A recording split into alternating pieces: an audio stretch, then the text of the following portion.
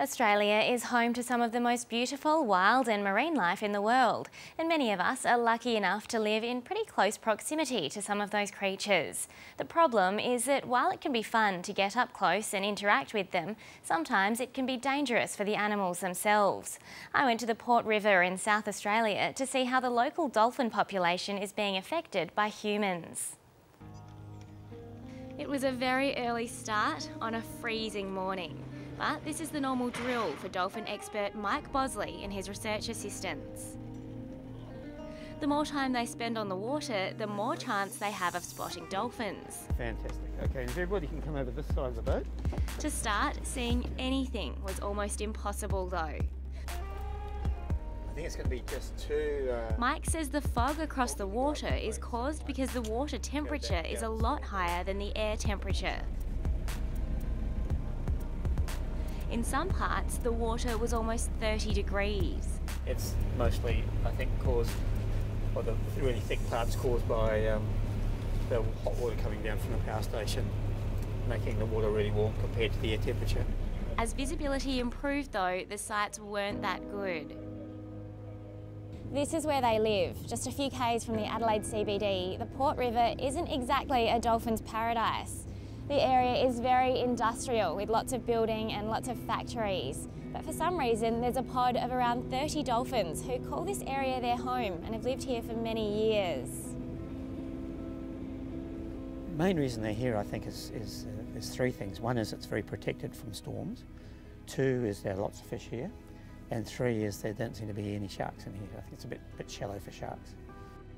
Finally, when it started to warm up and the fog lifted, we spotted our first dolphins for the morning.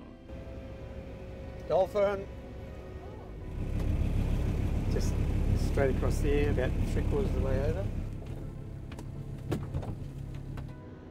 But they didn't stay for long. They were more interested in riding the waves created by this cargo ship.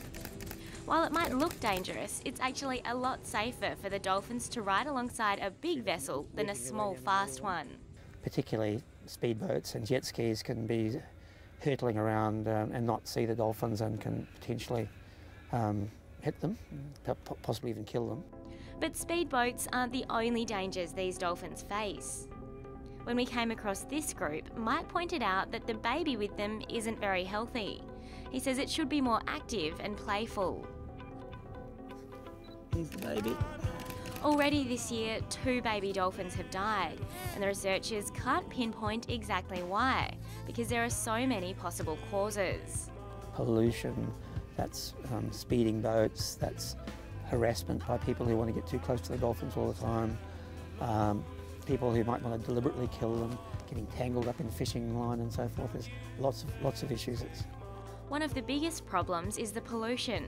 Even though the Port River has been a dolphin sanctuary for the past 7 years, there's still a lot of gross stuff in it. There is pollution in the environment here and it gets picked up by the fish and the dolphins eat the fish. So the dolphins here do have quite a lot of pollution in their bodies from the environment.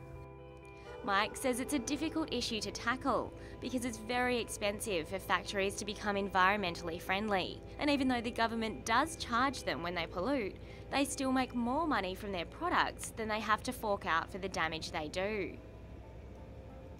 Well, it's a historic thing. They've been doing it for years and years and years, and it's difficult. It would be enormously expensive for them to suddenly stop polluting, even if it was technically possible. So the government has to kind of walk a tightrope between making it difficult for the companies to pollute and yet not putting them out of business. But if this unique pod of dolphins is going to survive in South Australia's urban waters, it's important that their environment is protected.